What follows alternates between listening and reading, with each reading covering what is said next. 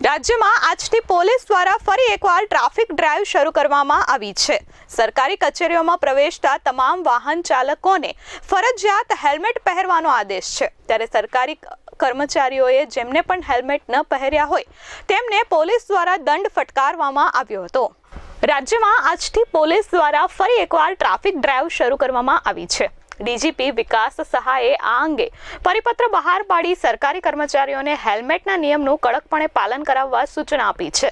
સરકારી કચેરીઓમાં આવતા ટુ વ્હીલર વાહન ચલાવનાર અને પાછળ બેસનાર બંને વ્યક્તિઓએ ફરજિયાત હેલ્મેટ પહેરવું પડશે। ત્યારે ગુજરાતના 4 મહાનગરોમાં આજ સવારથી જ આ ડ્રાઈવ શરૂ કરવામાં આવી છે, જેમાં મોટા ભાગના લોકો હેલ્મેટ પહેરી ન આવ્યા હોવાના અલગ બહાના કાઢતા દેખાયા હતા। પરંતુ પોલીસે એક પણ બહાનું ન ચલાવી તમામ નિયમ ભંગ કરનારને ઈ-મેમો આપ્યો હતો।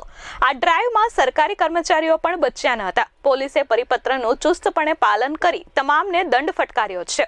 ટ્રાફિક વિભાગના એસીપીએ જણાવ્યું હતું કે પોલીસ વડા અને પોલીસ કમિશનરની સૂચના મુજબ આજે અમે પરિપત્રનું પાલન થાય તે માટે સરકારી કચેરીની બહાર અલગ ટીમ બનાવી હેલ્મેટ વગર વાહન ચલાવતા લોકો સાથે સરકારી કર્મચારીઓને પણ દંડ ફટકારી રહ્યા છીએ।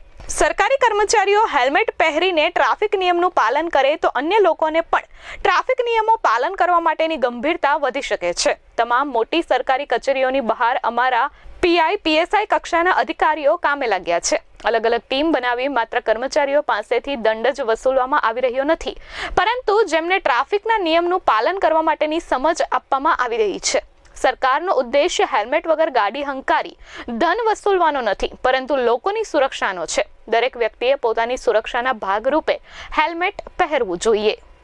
અમારા ગુજરાતના ડીજીપી શ્રી વિકાસ સહાય સાહેબ દ્વારા જે પરિપત્ર કરવામાં આવેલો છે એ પરિપત્રની અમલવારી માટે આજરોજ અમારા પોલીસ કમિશનર શ્રી અનુપમસિંહ ગેહલોત સાહેબ, અમારા ડીસીપી અમિતા વનાણી સાહેબ અને અમારા એસીપી શ્રી ટંડેલ સાહેબે અમને કલેક્ટર ઓફિસ ખાતે જે સરકારી કર્મચારીઓ હેલ્મેટ વગરના આવે છે એની સામે દંડનીય કાર્યવાહી કરવા માટેની સૂચનાઓ અમને આજરોજ મળેલી હતી, જેમાં અમારી ટીમ સાથે કલેક્ટર ઓફિસ ખાતે સવારથી હાજર છીએ અને જે લોકો ખરેખર હેલ્મેટ પહેરીને આવે છે એનું અમે પુષ્પથી સ્વાગત પણ કરીએ છીએ અને જે લોકો હેલ્મેટ વગર આવે છે એમની સામે દંડનીય કાર્યવાહી ઓનલાઈન એમની વિરુદ્ધમાં મેમોની કાર્યવાહી ચાલુ છે।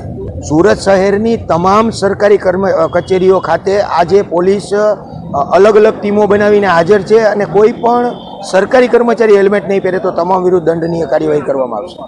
Bureau report S24 news Surat.